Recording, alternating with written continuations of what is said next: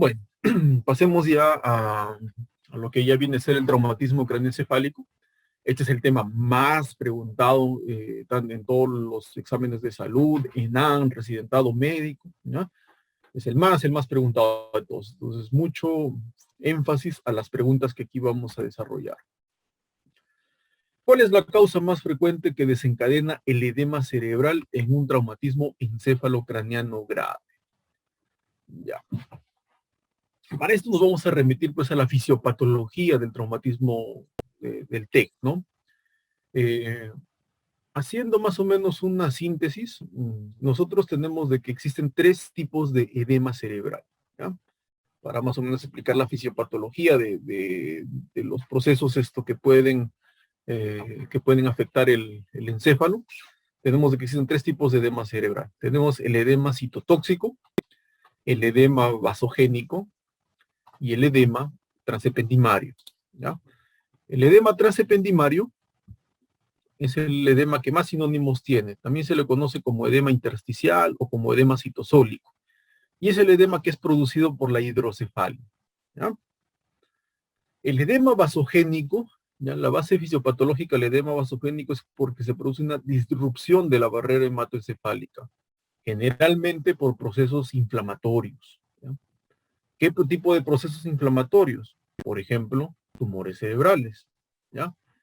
Otro ejemplo de edema vasogénico, otra causa de edema vasogénico, las infecciones. Por ejemplo, los abscesos cerebrales pueden producir también edema vasogénico, pero generalmente se producen por disrupción de la barrera hematoencefálica.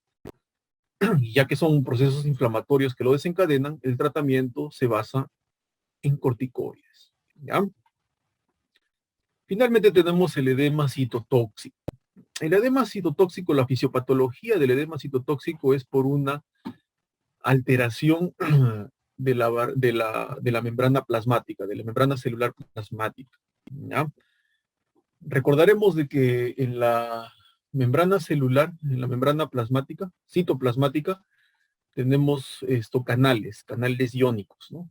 ¿Ya? Muchos canales iónicos, canales de sodio, canales de cloro, canales de calcio, etcétera. Pero hay un canal muy importante, un canal iónico muy importante en la barrera, en la membrana citoplasmática, que es la bomba de sodio-potasio ATPasa, ¿ya? Esa bomba de sodio-potasio ATPasa es la que produce, la que pues saca tres iones sodio de la célula e ingresa 2 iones potasio al intracelular, ¿no? ¿Ya? Entonces, cuando existe un daño de esa membrana citoplasmática, por consiguiente, pues se alteran todos los canales iónicos, ¿ya? Se alteran todos los canales iónicos, hay un daño de membrana, comienzan a acumularse los iones sodio dentro de la célula, y eso, para mantener una presión osmótica entre el intra y el extracelular, finalmente eso genera de que ingrese agua al intracelular, ¿no? Para compensar ese gradiente iónico del sodio, ¿no? Y por consiguiente, pues se produce tumefacción celular, ¿no? Es por ello de que el tratamiento del edema citotóxico y principalmente de este tipo de problemas se justifica en base a soluciones hiperosmolares, ¿no? Un ejemplo de solución hiperosmolar es la solución hipertónica, también tenemos el mannitol, ¿no? Entre las dos más importantes. El traumatismo cráneoencefálico dentro de su fisiopatología produce edema citotóxico, ¿no? Edema citotóxico. Entonces, aquí nos preguntan, ¿cuál es la causa más frecuente que desencadena el edema cerebral? Ya tenemos de que el edema cerebral, por un TEC, se fundamenta en edema citotóxico. Entonces aquí, analizando las alternativas que tenemos, reblandecimiento del tejido cerebral, pérdida de líquido cefalorraquídeo, hemorragia subdural y hematoma, alteración del metabolismo, aumento en la presión de los capilares. Reblandecimiento del tejido cerebral, no, eso no va a suceder, al contrario. Al haber edema citotóxico, pues va a haber edema cerebral, no va a haber un reblandecimiento, entonces esa no sería la alternativa. Pérdida de líquido cefalorraquídeo. Si existe pérdida de líquido cefalorraquídeo, esto va a producir disminución de la presión intracraneal, al contrario, ¿no? Entonces, si tenemos un edema citotóxico, va a haber edema cerebral, Entonces no va a haber pérdida de líquido cefalorraquídeo, salvo que el paciente tuviera pues un TEC con una fractura de cráneo y presente pues una fístula del LCR, pero esos ya son casos aislados, ¿no? Hemorragia subdural y hematoma. Puede ser desencadenado por un TEC, pero aquí nos piden el edema cerebral. ¿Qué es lo que desencadena el edema cerebral? Aumento de la presión en los capilares. Quizás eso pueda suceder ya en fases más avanzadas de la fisiopatología, pero como lo expliqué, va a haber pues un edema citotóxico por daño de membrana, va a haber alteración del metabolismo celular, totalmente alterado, y esa va a ser pues la alternativa de la respuesta de esta pregunta. Va a haber una alteración en el metabolismo. Muy bien. Escala de coma de Glasgow, ¿no? La escala de coma de Glasgow evalúa 3 parámetros: apertura ocular, respuesta verbal y respuesta motora, ¿ya? La apertura ocular te da una puntuación que va del 1 al 4, ¿ya? 1, cuando el paciente no tiene ningún tipo, cuando no presenta apertura ocular a ningún tipo de estímulo, ¿ya? 2, cuando presenta una apertura ocular al estímulo doloroso o a la presión, ¿ya? 3, cuando hay una apertura ocular al llamado. 4, cuando la apertura es espontánea, ¿ya? Entonces, esto tienen que memorizarlo, ¿ya? Respuesta verbal. 1, cuando no existe ningún tipo de respuesta verbal. 2, cuando el paciente emite sonidos totalmente incomprensibles. A veces, generalmente, acá cuando el paciente habla en monosílabos, ¿ya? O susurra, ¿ya? O emite, pues, o murmuraciones, pues, que no llegan a entenderse, ¿no? Eso es un puntaje de 2. 3, cuando emite palabras de forma inapropiada, ¿ya? ¿Esto a qué se refiere? Por ejemplo, cuando uno le puede preguntar, por ejemplo, su nombre, ¿no? ¿Cómo te llamas? Y te responde otra cosa, ¿no? ¿Cuál es tu nombre? Le preguntas al paciente y él te responde, yo vivo en tal sitio. Articula palabras, claro, articula palabras correctamente, ¿no? Pero es totalmente inapropiado sus respuestas. 4, el paciente está confuso, ¿no? Está desorientado. Tú le puedes preguntar, ¿no? ¿Dónde estamos, no? Estamos en el hospital, pero él te puede responder, estamos en mi casa, estamos en tal sitio, ¿no? Un lugar totalmente diferente al donde se encuentran en ese momento, ¿no? O le puedes preguntar qué fecha es, ¿no? O qué mes estamos, ¿no? O qué año estamos, ¿no? Y te puede responder, estamos en el 2000, en 1995, etcétera. Entonces el paciente está totalmente confundido. Y una respuesta de 5 cuando el paciente pues está totalmente orientado, ¿no? Orientado en tiempo, espacio, persona. Y se cataloga como 5. Finalmente tenemos la respuesta motora que califica del 1 al 6. 1 cuando no tiene ningún tipo de respuesta, o sea, paciente cero movimiento, nada, nulo. 2 cuando tiene una extensión anormal o una extensión de descerebración, también se denomina, como ven aquí en esta imagen, ¿no? 3 es una flexión anormal, ¿ya? O una flexión de decorticación, también se le denomina, ¿ya? Cuando se le aplica un estímulo doloroso o la digitopresión, hace este tipo de reacción, ¿no? 4, cuando el paciente retira, ¿ya? Le aplicas un estímulo, por ejemplo, en este caso le hacen un estímulo a la digitopresión y el paciente pues retira la extremidad, ¿no? 5, cuando el paciente localiza el dolor, se le aplica un estímulo y el paciente pues dirige la mano, ¿no? Dirige la mano hacia la zona donde se le está estimulando. Y 6 es cuando el paciente obedece órdenes, ¿no? El paciente le puedes decir, levanta tu mano, levanta la pierna, mueve, saca la lengua, etcétera, ¿no? A veces el paciente puede tener de repente, en el contexto de un traumatismo cráneoencefálico, el paciente a veces puede también tener una lesión medular, ¿no? Un traumatismo vértebromedular, ¿no? Y supongamos que el paciente viene con cuadriplegia, ¿no? No estaría en la capacidad de poder hacer este tipo de lesiones, ¿no? Entonces, ¿cómo catalogaríamos, cómo evaluaríamos en ese momento, ¿no? Se evalúan los movimientos de la cara, ¿no? Sobre todo si obedece, ¿no? Si obedece, abre tus ojos, cierra tus ojos, ¿no? Saca la lengua, ¿ya?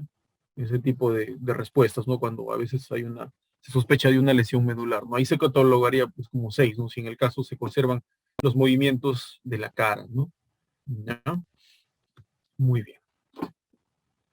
Entonces, es así como la escala de coma de Glasgow nos clasifica el TEC en 3 clases: TEC leve, moderado y grave, ¿no?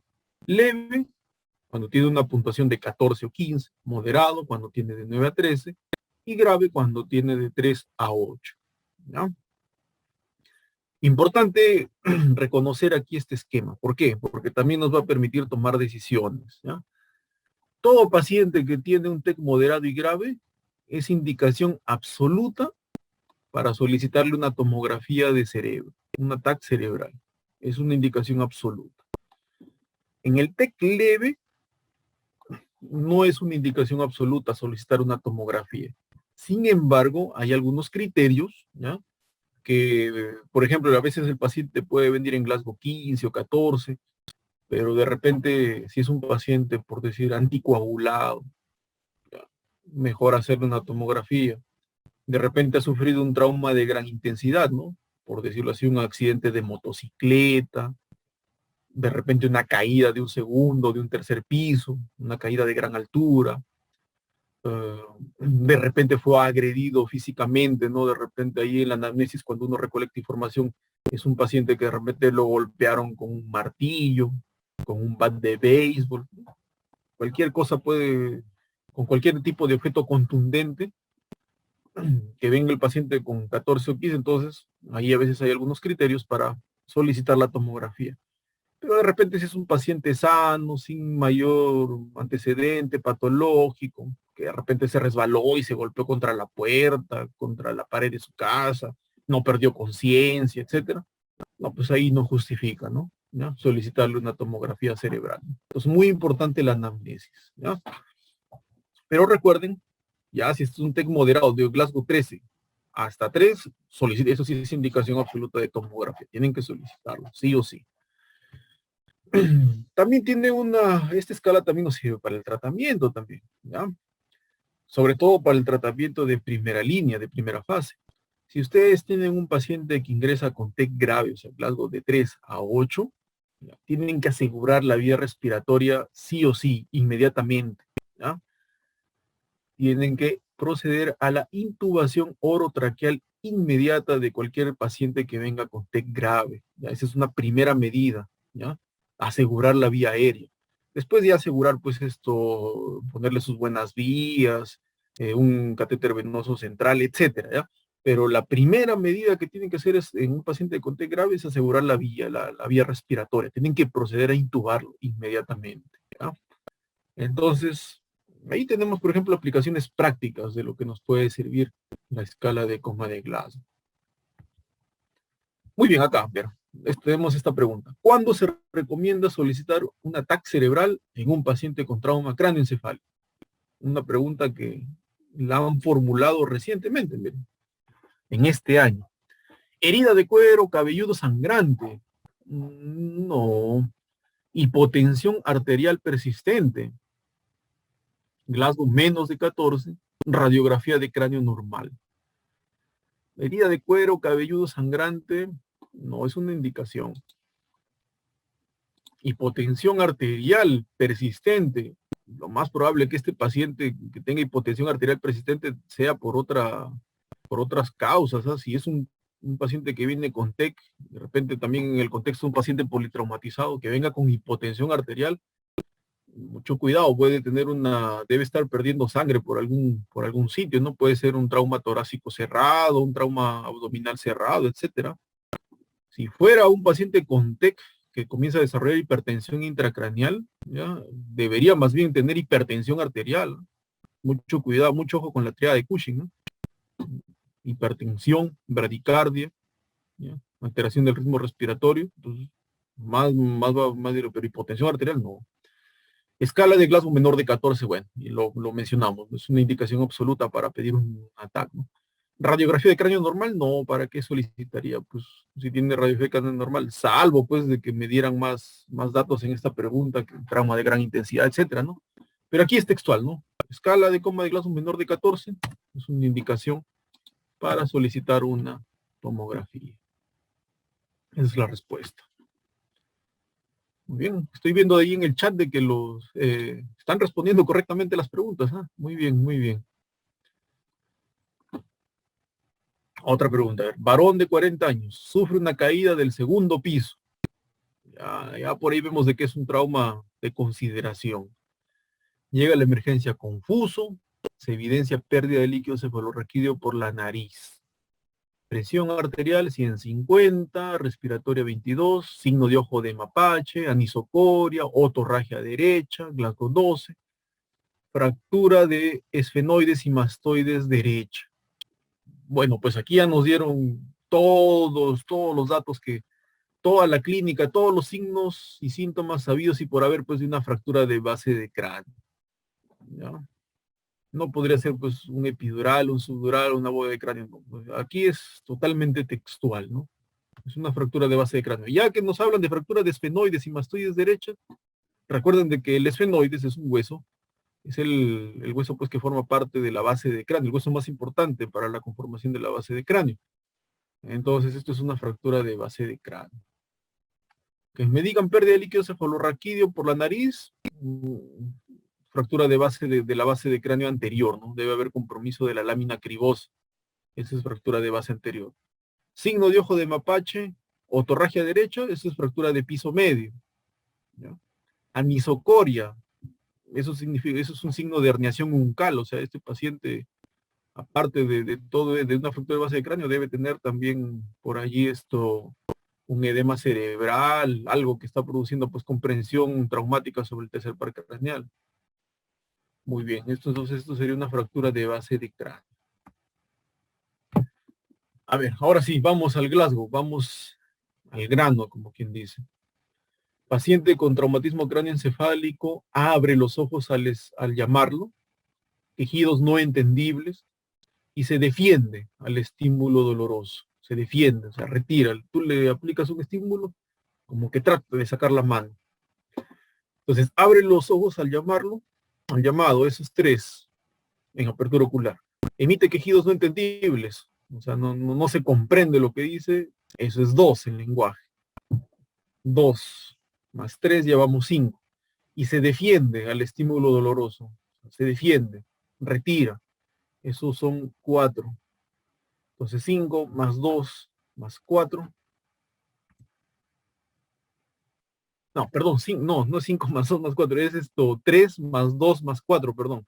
3 de apertura ocular, 2 de no comprensible, 5, más que se defiende, retira, 4, 5 más 4, 9. 9 puntos sería el Glasgow de este paciente.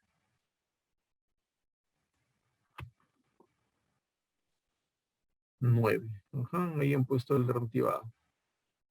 Muy bien, tenemos 34 años de edad, TEC severo. Ingresa de emergencia. Valoración de Glasgow sin apertura palpebral. O sea, apertura ocular, 1 punto. Respuesta extensora. Respuesta extensora, 2 puntos. Y sin respuesta verbal, 1 punto. Su puntuación final sería 1, 2, 1. O sea, la alternativa C. 1, 2, 1. Es un paciente pues con TEC grave, ¿no? Glasgow 4. Mal pronóstico. Paciente que abre los ojos espontáneamente, señala la zona dolorosa y habla confusamente. A ver, vamos a ver en el chat, ¿qué opinan? ¿Cuál es la respuesta de la clase para esta pregunta? A ver. Leila, la 13 mencionan allí. La A13.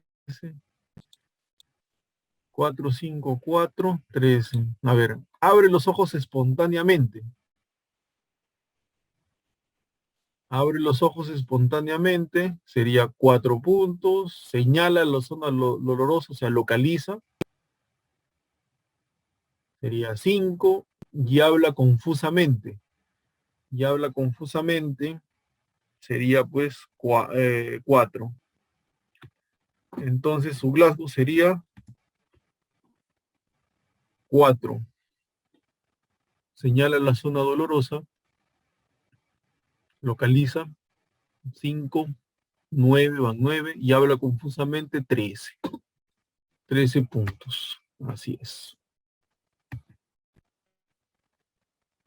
¿Cuánto de escala de Glasgow le corresponde a un paciente que sufre un TEC y presenta postura de descerebración? Sonidos incomprensibles, respuesta ocular al dolor. A ver, aquí, ¿cuánto pone la clase? 6 puntos. A ver, vamos a ver. Respuesta de descerebración es 2. Emite sonidos incomprensibles es 2. Respuesta ocular al dolor es 2. Sí, pues efectivamente sería 6 puntos, ¿no? TEC grave también. De un paciente con Glasgow 6. Mal pronóstico también. Varón de 24 años, sufre TEC, llega a la emergencia, mueve extremidad a la orden del examinador, no hay relajación de esfínteres, localiza el estímulo doloroso y tiene un patrón verbal confuso. ¿Cuál es el Glasgow? A ver, vamos a ver, ¿qué opina la clase de esta pregunta?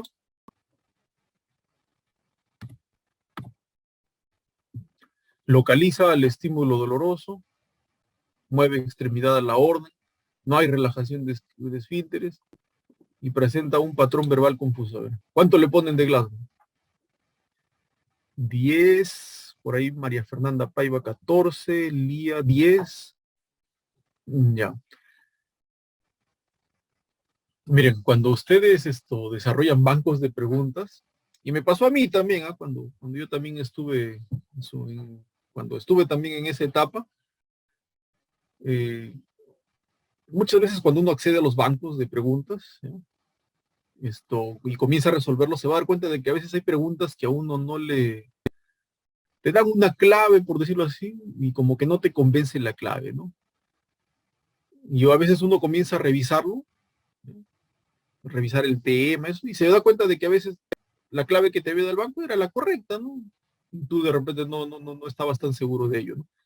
A veces también pasa otra situación, no todo lo contrario, ¿no? El banco te da una clave, no estás conforme con esa clave, comienzas a revisar, a indagar, y es cierto, pues no era la clave que te daba el banco, ¿no?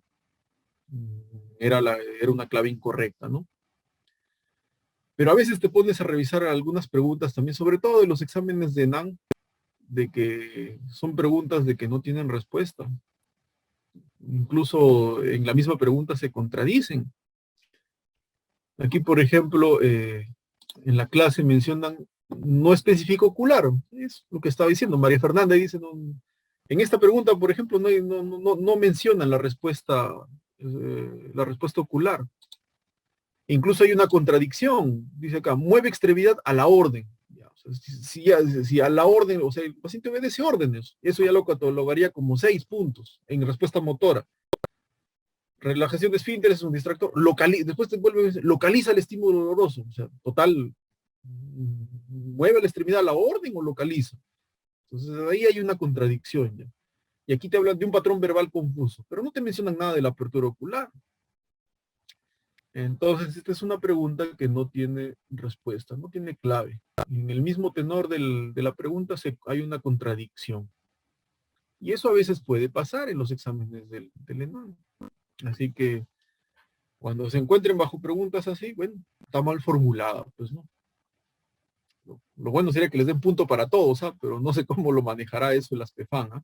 Pero esta pregunta no tiene respuesta, ¿no? No hay clave para esta pregunta. Muy bien. Los valores extremos de la escala de Glasgow son, bueno, esta es una pregunta, pues este es un regalito, ¿no? Para cualquiera que está dando el examen, ¿no? El Glasgow, la puntuación máxima es 15 y la mínima es 3, del 3 al 15. No existe puntuación 0, por si acaso. No existe puntuación 1 ni puntuación 2. ¿Ya? El valor mínimo es 3 y el valor máximo es 15. Entonces, es una pregunta regalo para todos. Del 3 al 15. Hay preguntas en los exámenes que son preguntas fáciles, ¿ah? O sea, entonces esas son preguntas pues que uno no se puede equivocar. ¿Ya? Las fijas, esas tienen que hacerlas, sí o sí. ¿Ya? La diferencia viene después en las preguntas pues que tienen ya una complejidad intermedia o ya que son ya pues de una complejidad ya más avanzada, ¿no? Ahí es donde hace la diferencia, ¿ya? Pero también estas preguntas también así que son fáciles, así regalito, también hacen la diferencia, porque aunque ustedes no lo crean, hay gente que falla en esas preguntas las más fáciles, ¿no? Entonces, mucho cuidado, o sea, las que son fijas, tienen que ser como su mismo nombre, fijas, no pueden errar en ese tipo de preguntas, ¿no? Mucho cuidado, siempre lean bien la pregunta, todo eso, ¿no? Muy bien, entonces va del 3 al 15. A ver, otra pregunta de Glasgow. Paciente politraumatizado, ¿ya? Abre los ojos al hablarle, o sea, al llamado. Y a eso le da 3 puntos, ¿no? En ocular. Retira la mano ante estímulos dolorosos, o sea, retira, eso es 4. 4 más 3 van 7. Y emite sonidos incomprensibles, eso es 2. 7 más 2 sería pues aquí 9 puntos. 9 puntos. Muy bien. Paciente con apertura ocular espontánea, ya, eso es 4 en respuesta ocular. Habla confuso, eso es 4 también en respuesta verbal. Y localiza al dolor. Si localiza, eso es 5. 5 más 4 más 4. ¿Cuánto sería? 13. ¿Ya? Muy bien. Paciente con TEC que abre los ojos al llamarlo, o sea, al llamado. 3. Emite quejidos no entendibles. 2. Se defiende, o sea, retira, defiende. Eso es 4. Entonces, 3 más 2 más 4 daría un Glasgow de 9. Muy bien. Ahora sí. Ahí más o menos, ahí terminan las preguntas de Glasgow. Entonces, como podrán haberse dado cuenta, entonces, el Glasgow, la escala de Glasgow se pregunta con gran frecuencia en este tipo de exámenes. Entonces, deben aprenderse esa escala de memoria, ¿ya? De memoria. Si les viene una pregunta de Glasgow en el próximo examen, no pueden fallarlo, ¿ya? Esa es una fija, no pueden errar una pregunta de Glasgow, tienen que memorizárselo, ¿ya? Entonces, el Glasgow tienen que aprendérselo como el Padre Nuestro, como el Ave María, ¿ya? Tienen que tenerlo siempre bien memorizadito. Muy bien. Mujer de 30 años, sufre accidente de tránsito, presión arterial 90-70, frecuencia cardíaca 120, Glasgow 7. ¿Cuál es la conducta prioritaria a seguir? Colocar tubo de Mayo, oxígeno con máscara de reservorio, reanimación, intubación orotraqueal, colocar sonda Foley. Entonces, Glasgow 7, TEC grave. ¿Qué es lo primero que tenemos que hacer? Tenemos que asegurar la vía aérea.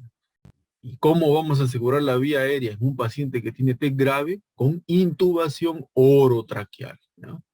No va a ser con tubo de Mayo, mucho menos con máscara de reservorio, ¿ya?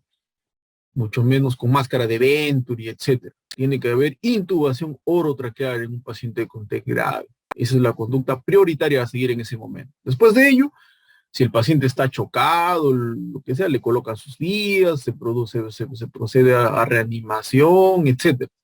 Pero primerito es asegurar la respiración. Airway es el ABC. Y la A es lo primero que se tiene que hacer. La A de airway, de respiración, es lo primerito. Entonces, intubación orotraqueal en estos pacientes. ¿Eh?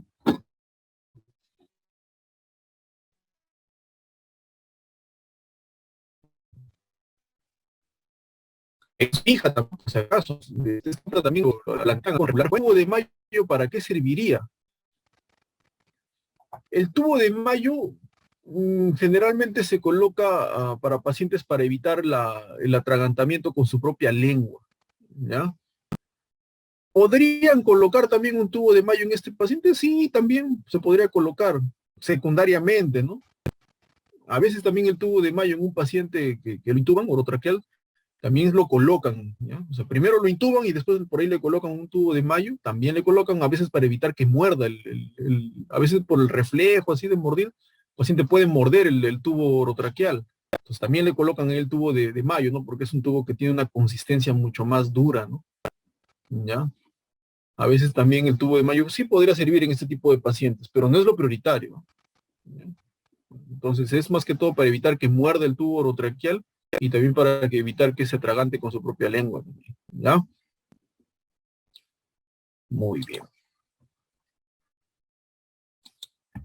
Uy.